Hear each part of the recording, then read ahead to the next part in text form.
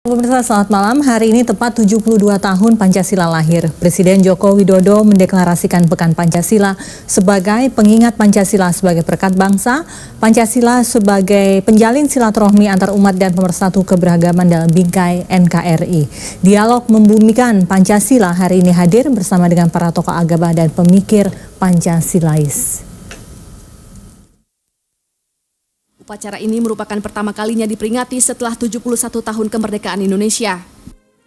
Dalam sambutannya, Presiden Joko Widodo menekankan kodrat keberagaman serta waspada terhadap munculnya ideologi selain Pancasila. Selain itu, dengan dikeluarkannya keputusan Presiden nomor 54 tahun 2017, pemerintah membentuk unit kerja Presiden Pembinaan Ideologi Pancasila yang tugas utamanya memperkuat pengamalan Pancasila secara nasional. Dalam rangkaian peringatan hari lahir Pancasila ini, saya telah menetapkan Peraturan Presiden nomor 54 tahun 2017 tentang unit kerja Presiden untuk pembinaan ideologi Pancasila. Lembaga baru ini adalah kepanjangan tangan saya yang bersama seluruh komponen bangsa memperkuat pengamalan Pancasila yang menjadi bagian integral dari pembangunan ekonomi, sosial, politik, dan kebudayaan. Keputusan Presiden Republik Upacara peringatan Hari Lahir Pancasila ini dihadiri tokoh masyarakat, TNI, Polri, pelajar, seluruh Menteri Kabinet Kerja Jokowi JK, dan kepala lembaga negara yang mengenakan baju adat dari berbagai daerah di seluruh Indonesia. I Gusti Ayu Sutrianingsih, Denny Eko Putranto, JAK TV.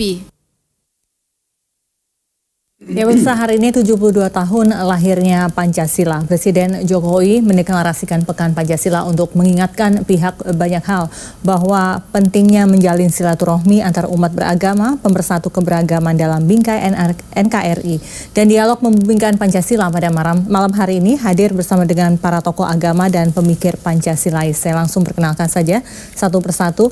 Ada Kiai Haji Mas Duki Badlowi, Wakil Sekjen Pengurus Besar Nahdlatul Ulama.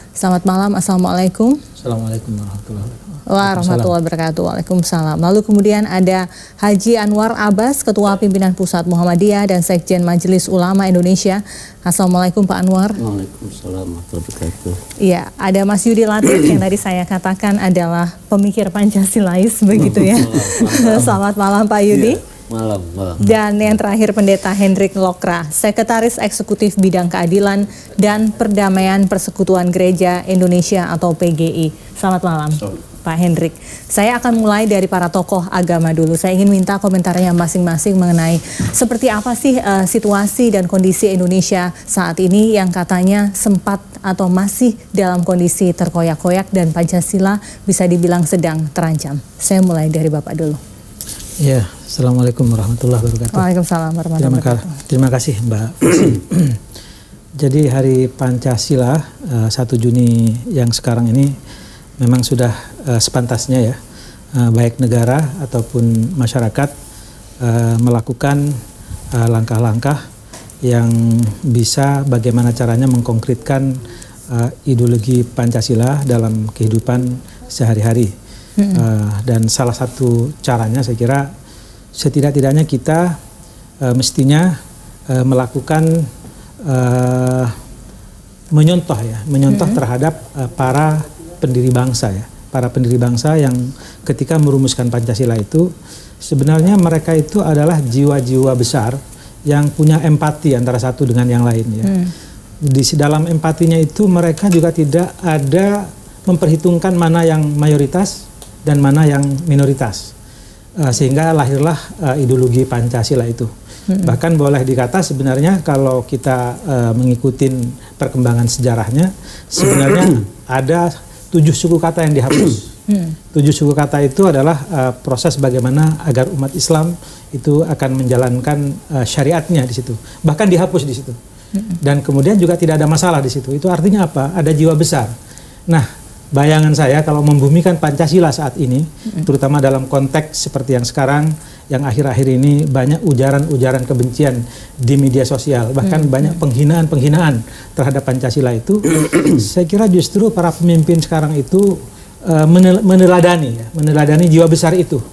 Bagaimana kita berempati antara satu dengan yang lain, bahkan membuat jembatan-jembatan kultural antara satu kelompok masyarakat dengan kelompok masyarakat yang lain, untuk bagaimana agar Pancasila itu betul-betul bisa menjadi bukan cuma cermin, tapi juga menjadi bagian dari etika yang harus dilaksanakan di tingkat kehidupan masyarakat. Baik, itu pandangan NU. Bagaimana dengan Muhammadiyah dan juga Wakil MUI? Ya. Apa yang Anda lihat hari ini, apa yang harusnya kita khawatirkan? Saya terus terang menjadi tidak khawatir dengan adanya ketegasan sikap dari pemerintah untuk bagaimana menumbuh kembangkan kembali ideologi Pancasila. Karena selama ini saya lihat ideologi bangsa kita ini sudah digerogoti oleh ideologi-ideologi yang menurut saya sangat berbahaya, yang itu kalau tidak diantisipasi bisa membuat negeri ini menjadi porak-poranda. Misalnya ideologi liberalisme kapitalisme, ideologi sekularisme, ideologi komunisme. Ini ideologi-ideologi. Dan ideologi radikalisme? Ya termasuk itu.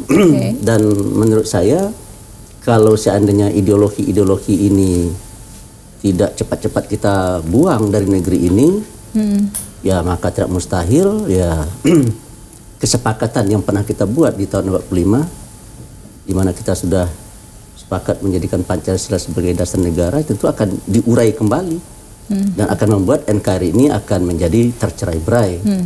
Oleh karena itu bagi saya adanya sikap yang jelas dari pemerintah saat ini untuk kembali secara serius dan bersungguh-sungguh bagi menerapkan ideologi dan mengimplementasikan ideologi Pancasila ke dalam kehidupan sehari-hari, bagi saya menjadi sebuah harapan yang luar biasa.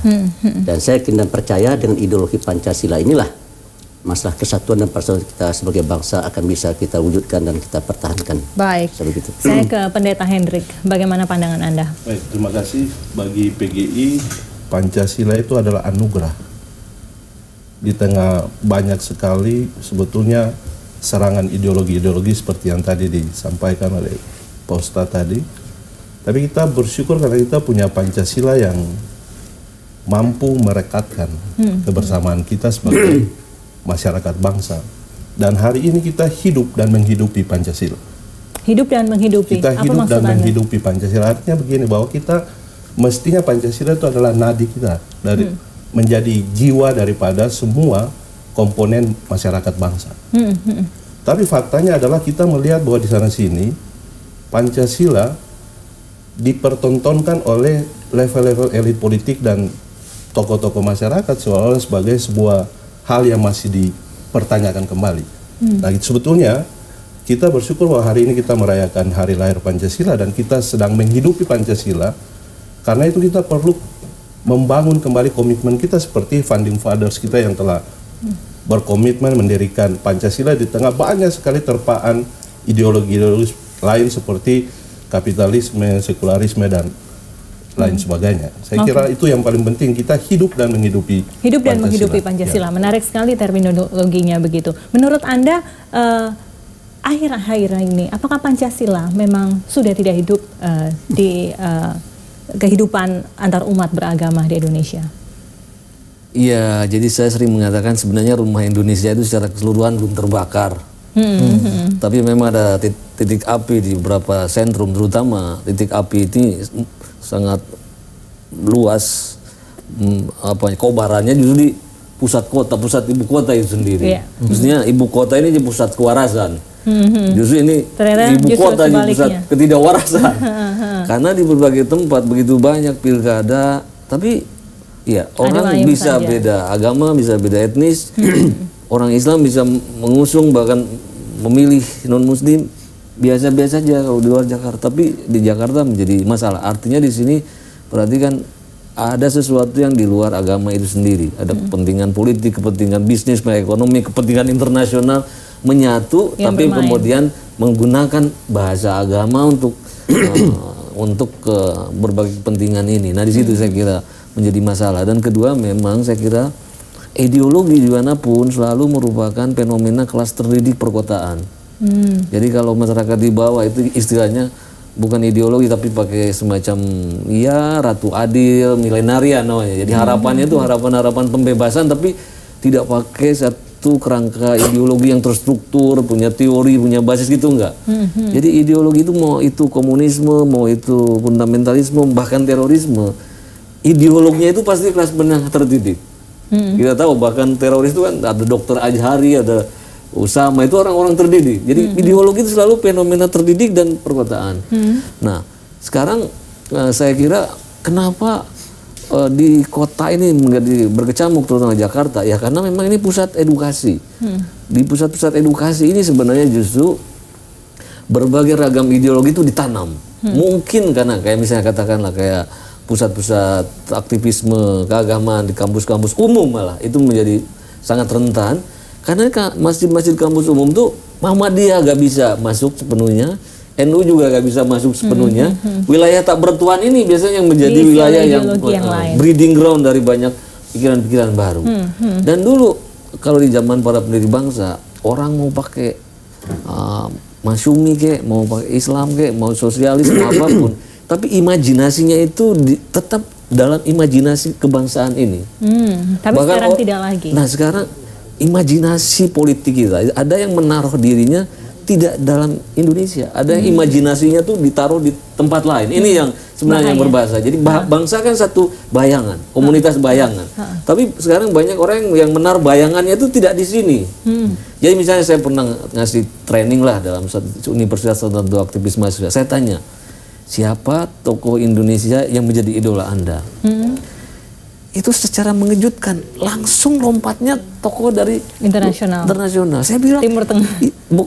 Bukannya gitulah. Saya bilang tokoh Indonesia. Siapa yang bisa kamu teladani, baik yang sudah meninggal atau dan saat Anda ini? Membacanya karena apa? Ya karena memang sejak proses pembibitan, training. Kalau dulu mau training PMI, mau training HMI, selalu rujukannya itu tokoh-tokoh Islam lokal. Nah sekarang sudah langsung lompat sehingga tokoh lokal sendiri nggak diingat, bahkan mungkin seperti Bapak juga nggak dihitung. Jadi itu yang membuat imajinasinya tuh ditaruh di luar, bukan di sini, gitu. Itu yang paling bahaya. Kita harus break dan kita akan kembali untuk berbicara mengenai kesaktian Pancasila. Kalau Pancasila sakti, kalau sebuah ideologi sakti, haruskah kita melakukan pembelaan? Tetaplah bersama kami. Ya, membuktikan Pancasila itulah topik yang kita bahas pada malam hari ini. Kita akan fokus pada sila ketuhanan yang Maha Esa dan Persatuan Indonesia. Saya ke Muhammadiyah dan NU lagi. Kalau kita bicara bangsa terkoyak-koyak katanya sebab Pilkada DKI Jakarta. Ada sebuah kotak Pandora yang terbuka yang seharusnya tidak terbuka. Seperti itu, banyak orang yang menilai demikian. Tapi kan ini sudah usai. Tapi keresahan antar umat beragama ini masih saja menjalar, begitu. Ada juga yang mengatakan bahwa harusnya Muhammadiyah dan NU all out melakukan pembelaan tanpa harus kemudian mengarah ke hal-hal yang bisa dibilang politik praktis. Tadi awal saya sudah kasih kesempatan NU pertama, sekarang Muhammadiyah. Iya. Dasar negaranya Pancasila. Sila pertamanya ketuhanan yang Maha Esa.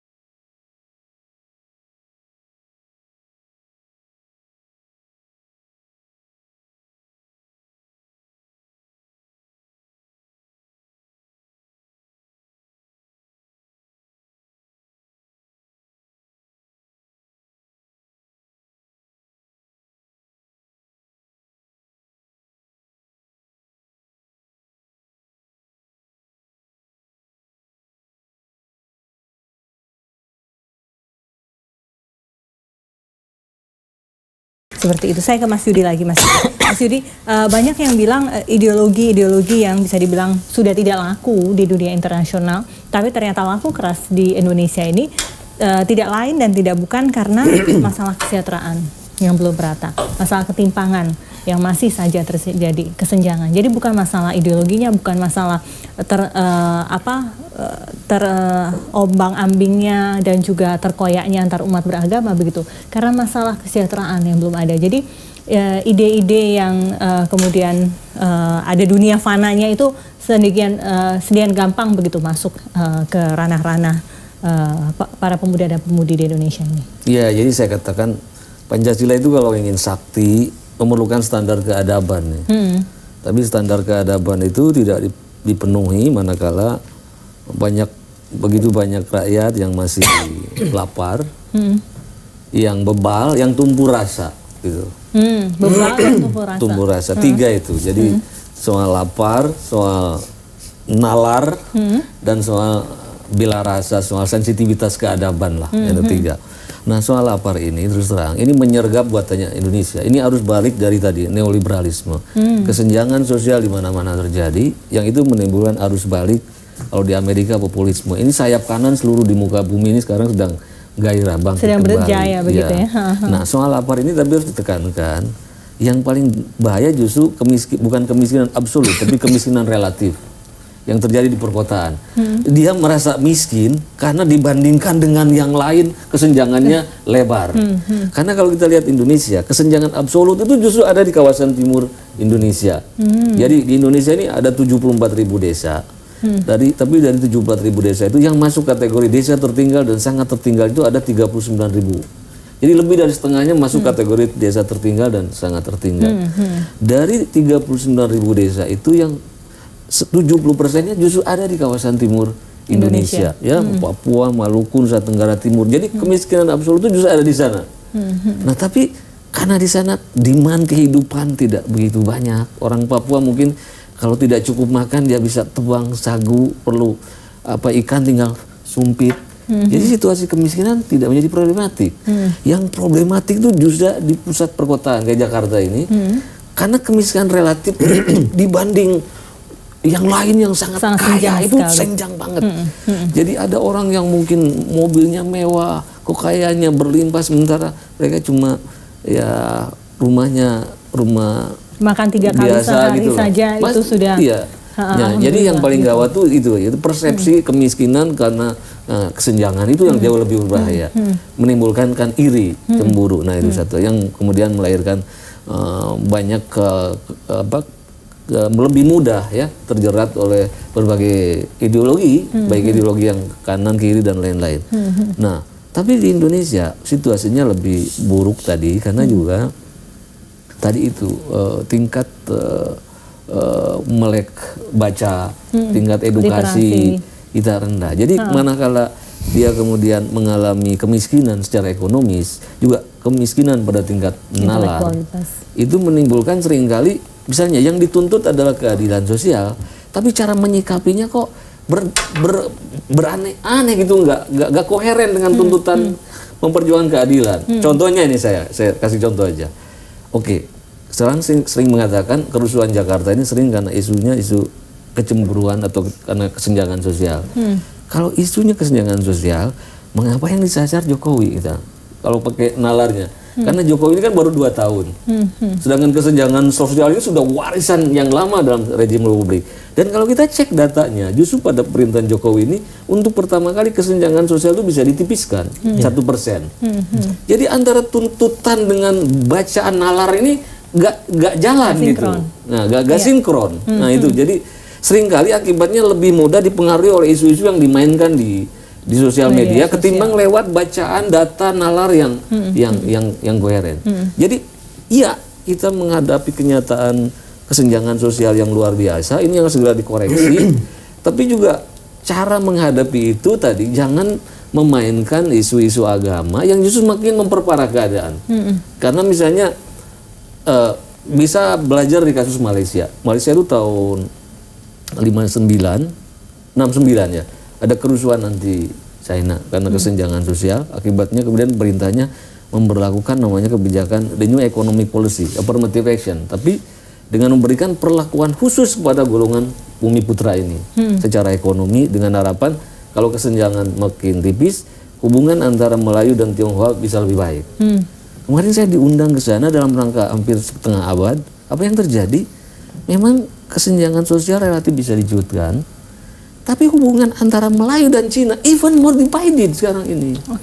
Jadi dan itu tidak baik ya kalau kita contoh. Jadi tidak ada jaminan penciutan kesenjangan mengarah kepada interaksi sosial yang lebih baik. Makanya sering saya katakan, kalau ingin memperjuangkan keadilan sosial atau affirmative action, berlakukan bagi siapapun yang termiskinkan, agamanya apapun, etnisnya apapun, beri perlakuan khusus. Tapi jangan ngasih affirmative action ditaruh di atas landasan perbedaan identitas agama dan agama dan suku, datoras. Itu tidak menyelesaikan masalah. Gitu. Karena kita tuh memperjuangkan keadilan ekonomi juga harus tetap mempertahankan rajutan persatuan nasional kita. Oke, baiklah. Saya ke pendeta dulu, pendeta Hendrik. Bagaimana Anda menanggapi tadi ini disampaikan oleh Pak Yudi? Baik, jadi saya... Tadi kan Anda berakhir dengan pertanyaan sebelum kita break, begitu, apa ini masalahnya? Begitu. Kalau saya kemudian lempar dengan apakah betul ini masalah bangsa yang belum sejahtera? Baik, jadi menyambung apa yang disampaikan oleh Mas Yudi tadi, saya justru berpikir bahwa sebetulnya apakah benar masyarakat lapar? Ini kan sudah lama. Masyarakat lapar ini sudah lama. Iya. Kesenjangan ini sudah lama. Persis seperti yang tadi dikatakan oleh Mas Yudi bahwa pemerintah berupaya untuk semakin mempersempit kesenjangan itu. Justru kita patut bertanya sebetulnya adalah jangan sampai ada kelompok-kelompok tertentu yang kepentingannya terganggu. Dan akhirnya menciptakan ini semua. Seolah-olah ini kesenjangan. Alasannya ini kesenjangan. Padahal kita tahu persis seperti yang tadi disampaikan oleh Mas Yudi, bahwa pemerintah telah merubah paradigma pembangunan kita di Indonesia. Jadi dulu yang tadinya pembangunan Papua tidak terjamah, Maluku tidak terjamah, Indonesia Timur tidak terjamah. Sekarang semua terjamah. Infrastruktur dibangun. Dan kita memberi apresiasi. Ada satu poin yang penting dari Presiden Jokowi yang perlu, yang mungkin banyak orang tidak merasa itu penting, tapi bagi kami itu penting. Pancasila, nawacita, dan revolusi mental. Dan dia melakukan itu secara substansial, sehingga pembangunan itu mampu menjamah. Jadi dirasakan oleh masyarakat di Indonesia semua masyarakat. Timur. Meskipun ya seperti yang tadi Mas Yudi dikatakan juga bahwa di Jakarta dengan fenomena masyarakat, interaksi sosial, tapi bisa saja ketika kesenjangan ini dipersempit tapi etnisitas tetap ada masalah. Maka kita harus sekarang melakukan sebuah perenungan, jangan-jangan yang kita pertontonkan kepada publik sebagai elit agama, sebagai elit masyarakat, tokoh masyarakat, yang setiap hari kita katakan di publik, media sosial. Ini masalah kesenjangan begitu, atau ini masalah belum makmur, itu ternyata bukan masalah itu. Ada persoalan. Saya kira kita patut bertanya, apa jangan-jangan ada kepentingan tertentu yang terganggu dan basis masalahnya justru bukan pada masyarakat. Ustadz Mas Duki, saya ingin kepada Anda. Iya, saya kira elaborasi mengenai kesenjangan dari tadi sudah dibahas ya. Saya justru ingin menyoroti tentang pentingnya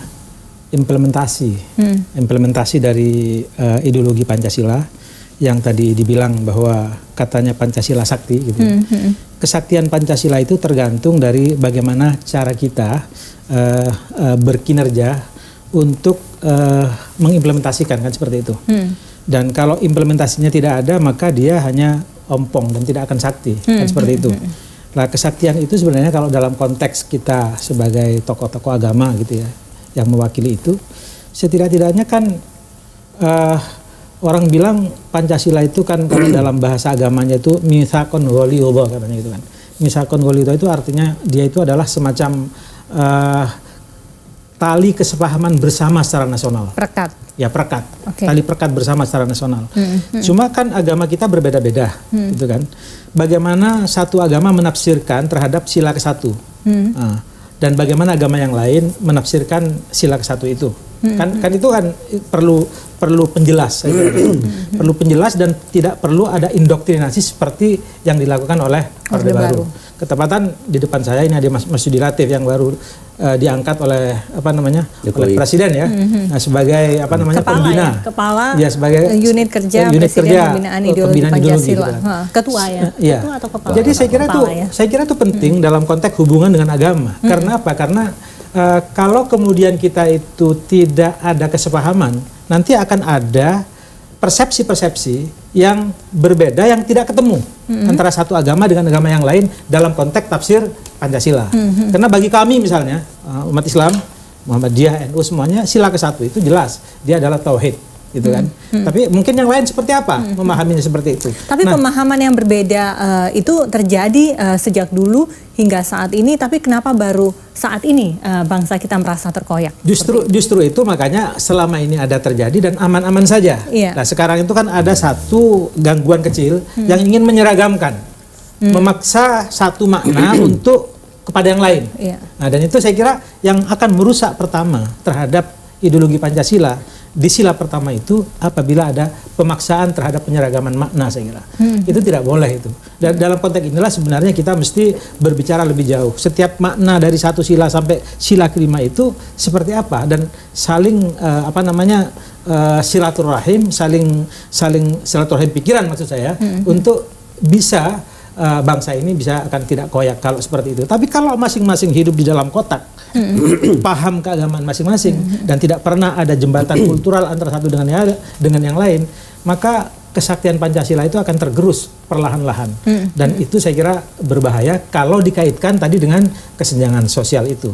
Sebagaimana kita ketahui bahwa rasio Gini kita itu sebenarnya kalau dibanding dengan yang negara-negara lain di Asia Tenggara, kita yang tertinggi. Bahkan temuan INFIT yang terakhir, salah satu kesenjangan tercepat di Asia Tenggara itu adalah Indonesia. Dan salah satu sebabnya itu apa? Salah satu jawabnya karena orang-orang kaya, konglomerat itu tidak membayar pajak dengan benar.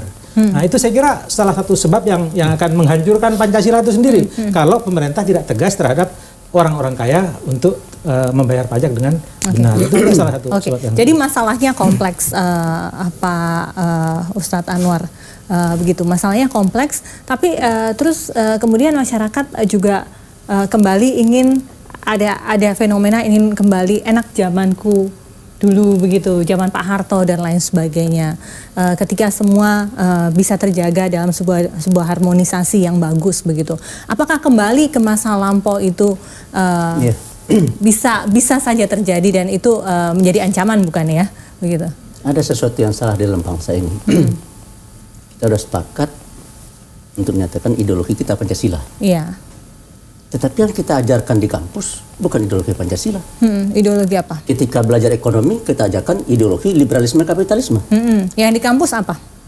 Ideologi yang diajarkan? Ideologi liberalisme, kalau ekonomi itu liberalisme kapitalisme yang diajarkan. Ketika belajar psikologi, psikologinya Sigmund Freud yang ateistik. Ketika kita belajar sosiologi, sosiologinya Auguste Comte yang ateistik. Jadi kesimpulan saya apa ini? Tapi ini kan globalisasi. Jadi kesimpulan kita saya adalah untuk belajar apa ideologi kita Pancasila. Tetapi yang kita sosialisasikan adalah ideologi liberalisme, kapitalisme, ideologi ateisme, ideologi yang tidak sesuai dengan ajaran dengan falsafah bangsa kita. Sehingga akhirnya apa yang terjadi di kampus? Ada ketidakpuasan. Kok saya dicucuri dengan ideologi-ideologi kayak begini? Makanya muncullah mata kuliah yang bernuansa Islami di kampus. Itu kan sebagai reaksi respon terhadap stimulus and respon. Kenapa kami kok dicucuri terus dengan ideologi liberalisme kapitalisme? Yang menjadi pertanyaan bagi saya adalah kenapa ketika kita belajar ekonomi di kampus-kampus, kenapa kita tidak belajar ekonomi Pancasila? Kenapa kita tidak belajar ekonomi kerakyatan? Dikemanakan itu ideologi Pancasila, dikemanakan itu ideologi kerakyatan. Sehingga akhirnya kayak begini, apa efeknya? Indeks Gini kita, kesenjangan sosial kita, sosial ekonomi kita luar biasa. Sempat 0,41, bahkan hampir menjamah 0,43. Kata Pak JK, kalau 0,45 di Saudi itu udah Arab Spring itu, udah kolab itu. Nah, tapi kata Pak Yudi tadi, pemerintah ini berhasil menurunkan menjadi 0,39. Tapi kan 0,39 kan masih besar itu. Itu artinya adalah 1% penduduk menguasai 39% ekonomi area negara ini. Lebih-lebih yang paling parah di pertanahan di Jakarta. Kata Yusril Iza Mahendra, 0,82 indeks Gini. 1% penduduk di Jakarta menguasai 80% lahan di Indonesia, di Jakarta. Saya recheck kepada Menteri Agraria untuk skala nasional bagaimana. Indeks Gininya tanah 0,59, artinya 1% penduduk menguasai 59% lahan yang ada di negeri ini. Kenapa bisa terjadi ini? Ya karena ini ekonomi di negara ini dikelola dengan ekonomi liberalisme, falsafahnya liberalisme kapitalisme. Kenapa tidak pakai falsafah Pancasila? Oleh karena itu saya minta titik betul sama Pak Yudi, tolong dilakukan Pancasilaisasi ilmu. Pancasilaisasi ilmu. Iya. Seperti coba apa bagaimana caranya supaya nilai-nilai ideologi Pancasila dijadikan sebagai kerangka ya di dalam mengembangkan dan membangun ilmu. Dan saya kira itu bisa. Dalam ajaran Islam ada Islamisasi ilmu pengetahuan, ada ekonomi Islam. Dan mungkin dalam ajaran Kristen juga ada ya? Kristen sah-sah saja. Ada kedokteran versi Kristen, ada ekonomi versi Kristen. Hindu juga punya konsep tentang ekonomi, ekonomi versi Hindu. Silakan saja. Tapi saya yakin dan percaya nilai-nilai yang dibawa oleh agama Islam dalam bidang ekonomi, nilai yang dibawa oleh ajaran Kristen dan Hindu, Buddha, etc. Itu nilai-nilai universal biasanya. Jadi oleh karena itu menurut saya bila seandainya dilakukan Pancasilaisasi ilmu, maka semua agama-agama ini untuk saya akan ketemu. Karena dia sama-sama bicara tentang keadilan dan kebenaran. Baiklah. Kita harus break lagi, kita akan kembali saat lagi. Kembali ke membumikan Pancasila. Tadi menarik apa yang disampaikan oleh Ustadz Anwar Abbas ya, bagaimana Pancasilaisasi ilmu seperti itu ya.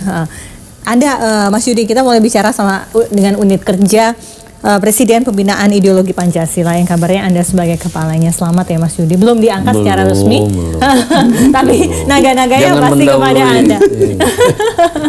Saya ingin tahu akan seperti apa sih unit kerja ini? Ada yang mengatakan jangan-jangan isinya indoktrinasi. Nanti akan ada penataran P4 lagi, lalu kemudian ada hal-hal yang berbau Orde Baru lagi, begitu.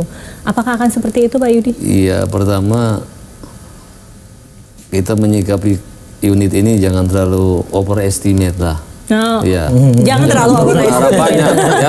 Kepalanya sendiri sudah mengatakan demikian. Kita harus dong overestimate. Pertama kan durasinya memang cuma sampai 2019 tahun saja, sampai masa kepresidenan berakhir. Jadi tidak banyak waktu. Kedua, kita tahu sebenarnya unit ini hanya semacam kitchen saja, semacam dapur, karena tidak mengambil fungsi-fungsi kementerian lembaga yang sudah ada. Inginnya ini cuma mengkoordinasikan dan mengendalikan. Karena gini misalnya. Jadi jangan ada yang terancam gitu ya? Ya, jangan terancam. Bilang dari dini. Karena kan sosialisasi ini sudah oleh banyak lembaga dilakukan. MPR misalnya punya program, KMK juga punya revolusi mental, Kesbangpol juga punyalah sosialisasi kebangsaan. Jadi ini kan program yang sudah berserak. Kitchen ini akan seperti apa rupanya? Cuma kita pikir gimana supaya semua ini kan menyedot dana negara, tapi kan tidak begitu efektif karena kadang-kadang hanya permukaan saja, tidak terstruktur, materinya mungkin asal-asalan, tidak mengalami proses pendalaman. Nah, jadi makanya unit ini pertama memfokuskan. Jadi tiap-tiap KL ini atau lembaga ini harus fokus kemana sehingga keuangan negara ini punya sasaran yang tepat. Misalnya katakanlah meskipun ini di luar wilayah UPK ini ya, misalnya ada program sosialisasi 4 pilar di MPR. Itu nanti kita akan kerjasama supaya fokus MPR ini hanya pengembangan Pancasila kepada komunitas politik saja. Karena kan partai politik tidak melakukan pendidikan politik, ketimbang pendidikan Pancasila maksudnya. Iya, pendidikan Pancasila dan pendidikan politik juga kan tidak dilakukan. Nah, paling tidak nanti dana-dana MPR itu fokus untuk komunitas politik. Nah, kita hanya membantu di dalam proses pendidikan bagi komunitas politik itu, bahannya sudah lebih baik, penatarnya juga. Jadi perencana begitu ya? Jadi mensuplai konten dan metode delivery-nya saja. Tapi nanti yang melaksanakannya. Bukan sampai ke substansi misalnya dikembalikan lagi P4 begitu, kemudian dibikin sedemikian rupa agar pendidikan kewarganegaraan, pendidikan Pancasila di sekolah-sekolah bangkit lagi dan gelora Pancasilais itu menjadi bangkit lagi. Tapi itu sebenarnya misalnya pendidikan Pancasila sekolah itu otoritasnya ada di Kemendikbud. Kemendikbud akan mewajibkan kembali pelajaran Pancasila. Nah, kita hanya membackup ketika Kemendikbud mewajibkan itu, harus bisa pastikan kontennya tidak hanya copy paste ataupun hanya mengulang hal-hal yang sama di masa lalu, maka kita duduk bareng, Kemendikbud, Kemendikti, Kemenag duduk bareng, yuk gimana merumuskan konten pembelajaran yang menarik sesuai dengan generasi milenial, mulai tingkat PAUD secara berjenjang harus beda sampai perguruan tinggi itu. Kita duduk bareng, baru setelah kita membuat kontennya bersama, nanti reproduksinya disilahkan ke kementerian yang bersangkutan. Oke. Akankah unit kerja ini juga akan bicara banyak memberikan masukan kepada Presiden, memberikan usulan dan lain sebagainya terkait dengan tadi ideologi neolib dan juga ideologi-ideologi yang berbau radikalisme? Tadi dalam satu deputi di UPK ini nanti ada deputi pengendalian dan pengukuran. Jadi selama ini kan Pancasila dijadikan alat negara untuk memonitor rakyatnya. Rakyat bilang, emangnya cuma yang Pancasila itu kamu? Padahal aku tahu justru masalahnya penyelenggara negara ini tidak menjalankan nilai-nilai Pancasila. Iya, banyak korupsi dan lain sebagainya. Maka justru sekarang kita harus melakukan pengukuran supaya kelembagaan negara itu sudah menjalankan Pancasila atau tidak di dalam kebijakannya, lewat peraturannya. Kita melakukan pengukuran. Nanti ada pengukuran. Atas dasar pengukuran ini nanti berikan masukan ke Presiden bahwa kementerian ini atau lembaga ini atau perda apa, karena baik pusat pun daerah yang bertentangan dengan nilai-nilai Pancasila, termasuk kita juga merekomendasikan kalau ada undang-undang yang dirasa itu harus diperhaul karena bertentangan dengan Pancasila, kan Presiden kekuatan pembentuk undang-undang juga nanti akan ngambil inisiatif untuk memperbaiki undang-undang. Jadi ini kan semata mata dan telinganya Presiden untuk melakukan pengawasan. Ini membantu Presiden juga supaya dia betul-betul kan menjalankan Pancasila di dalam kebijakan, dalam peraturan gitu. Menteri-menteri. Tapi unit kerja ini tidak eksekutorial ya, hanya memberikan masukan, pembinaan dan lain sebagainya. Ya, kalaupun ada itu memang nanti kita ada bidang yang sifatnya hanya eksekusinya pada aspek-aspek networking dan harus utamakan ini di ruang publik aja. Jadi konten-konten sosial digital, terus kita juga bikin. Nah gini, bangsa ini kan sebenarnya menjadi ribut itu karena kehilangan kepercayaan pada dirinya. Bangsa yang kehilangan pada dirinya kan sangat mutual distrust, sering tidak percaya. Maka kita juga ketimbang ribut terus, kita tidak ingin memasuki wilayah konflik nih. Ini kalau Pancasila masuk wilayah konflik, korban nih Pancasila ini. Justru kita harus mencari satu landasan baru untuk mengalihkan orang dari konflik menuju sesuatu yang baru. Maka kita akan tumbuhkan champion-champion baru di ruang publik itu. Nanti misalnya orang-orang Indonesia yang berprestasi, talenta-talenta terbaik di bidang sains, di bidang musik, di bidang olahraga, di bidang apapun. Itu kita promosikan dan menjadi role model baru. Jadi ketimbang tengkar-tengkar sesuatu yang ini, kita alihkan perhatiannya pada sesuatu yang lebih konstruktif lah. Ya, lebih global seperti itu ya. Jangan terus nanti bicara antara satu kafir, satu tidak kafir begitu, yang satu agama ini, satu suku ini dan lain sebagainya. Saya kembali ke Pendeta Hendrik. Pak Pendeta, salah satu yang tadi diutarakan oleh Presiden adalah ceramah agama harus berbasis pada Pancasila. Intinya yang saya pahami seperti itu. Kalau dari kacamata PGI sendiri, bagaimana akan menerjemahkan keinginan Presiden ini?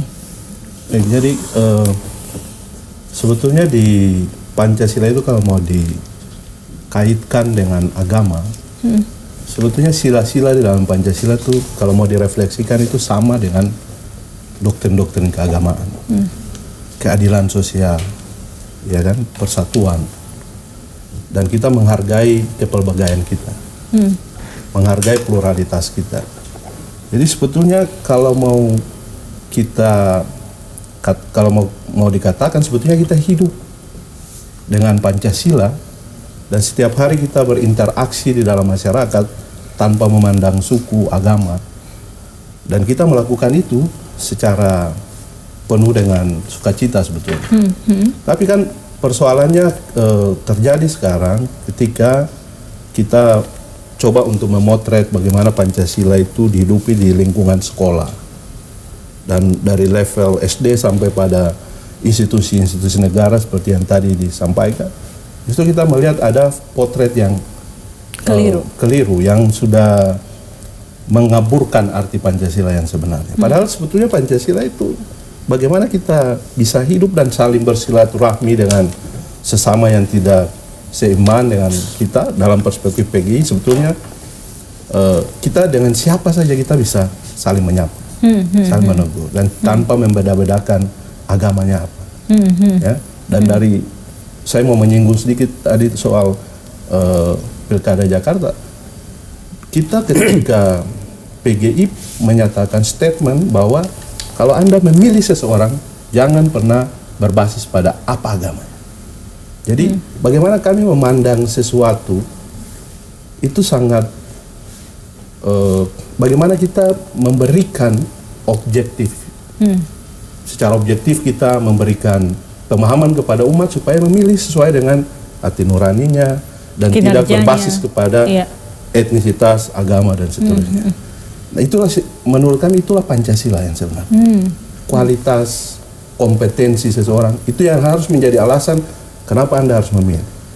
Nah, tetapi kembali lagi kepada apa yang saya katakan tadi, bahwa di sekolah-sekolah dasar hasil penelitian Lakip dan berbagai lembaga menyebutkan bahwa ternyata intoleransi semakin tinggi, cara pandang kepada Pancasila sudah berubah. Nah, ini bagaimana sekarang ya, kita berharap juga kepada unit kerja Presiden bagaimana hal ini bisa disosialisasikan, dikembalikan lagi. Tetapi catatannya adalah jangan sampai indoktrinasi. Jangan sampai indoktrinasi. Pelibatan masyarakat itu penting. Karena kita harus menghargai keanekaragaman kita dari Papua sampai Aceh, kita beragam, dan itu harus ekspresi-ekspresi budaya itu adalah kekayaan Pancasila yang harus dibuat secara sedemikian rupa sehingga kita merasa bahwa kita satu bangsa. Karena Presiden Jokowi tadi kodrat kita adalah kodrat keberagaman. Seperti itu given dari Tuhan Yang Maha Esa. Kita break lagi, Bapak-bapak, kita akan kembali saat lagi.